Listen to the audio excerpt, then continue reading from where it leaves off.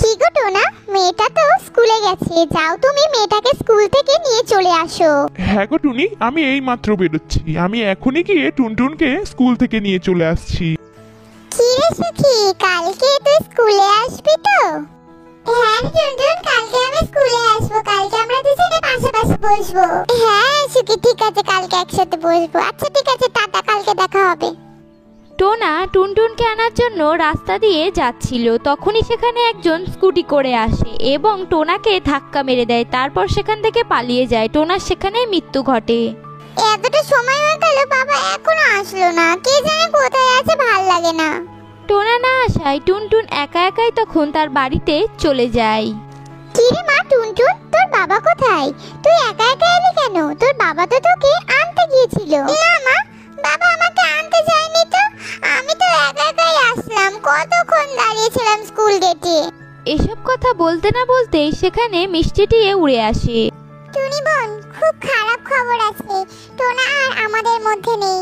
Toner accident হয়েছে, টোনা মারা গেছে। টুনি, একথা শোনার পর টুনটুন অজ্ঞান হয়ে যায় এবং টুনি বলতে থাকে, মিষ্টিটি এ কি হলো আমার সাথে? টোনার এমন হতে পারে না। তুমি মিথ্যে কথা বলছো। আমি কি করে আমি টুনটুনকে নিয়ে থাকবো? আর ভালো লাগছে না। টোনার মৃত্যুর পর বেশ কিছুটা দিন টুনিদের কেটে যায়। টুনি তার সংসার চালানোর জন্য লোকের জমিতে দিনমজুর খাটতো। মা, ও মা, আমার স্কুলের ফিস না দিলে আমাকে যে স্কুল থেকে বার করে দেবে আজকে আমাকে বলে দিয়েছে। মারে, দুবেলা দুমুঠো খাওয়ার টাকাই জোগাড় করতে পারি না ঠিক মতো, তোর স্কুলের মাইনে কি করে জোগাড় করব? এভাবেই অত্যন্ত কষ্ট এবং দুঃখের সঙ্গে টুনিদের দিন কেটে যাচ্ছিল। তারপর একদিন টুনি অভাব এবং কষ্টের জন্য তার শেষ সম্বল সেই বাড়িটুকুও কালু কাকের কাছে বিক্রি করে দেয়। মারে, বাড়িটাও চলে গেল, সমস্ত টাকা শেষ হয়ে গেল।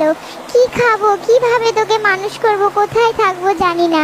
চল তোর মাসির কাছে যাই দেখি। এরপর টুনি ও টুনটুন জঙ্গলের পথ ধরে তার মাসির কাছে যাচ্ছিল। ও মা, দেখো দেখো, এই দেখো ড্রাগন ফলের বাড়ি। চলো না মা, ভিতরে যাই, ভিতরে গিয়ে দেখি কেউ আছে কি না। না মা, কারোর বাড়িতে না বলে কখনোই ঢুকে যেতে নেই।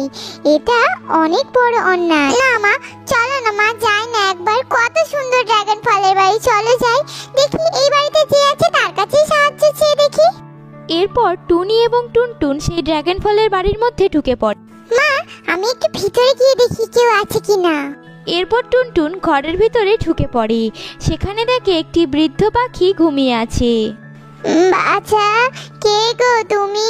তুমি এই ঘরের মধ্যে কি করে ঢুকলে? তারপর টুনটুন সেই বৃদ্ধ পাখিটিকে সমস্ত কথা খুলে বলে। আচ্ছা বাবা, তাহলে তোমাদেরও কোনো বাড়িঘর নেই? আমার ছেলেরা আমাকে একা রেখে চলে গেছে, আমি একা থাকি। তাহলে তোমরা কি আমার সাথে থাকবে বাচ্চা? তাহলে আমার ভালো লাগবে। আচ্ছা বুড়িমা, আমি তাহলে মাকে জিজ্ঞাসা করে দেখি। তারপর টুনটুন ছুটে তার মার কাছে চলে যায় এবং টুনিকে গিয়ে সমস্ত কথা বলে দেয়। হ্যাঁ মা, আমি তোমার সঙ্গে এখানে থাকবো, তোমার সেবা করব।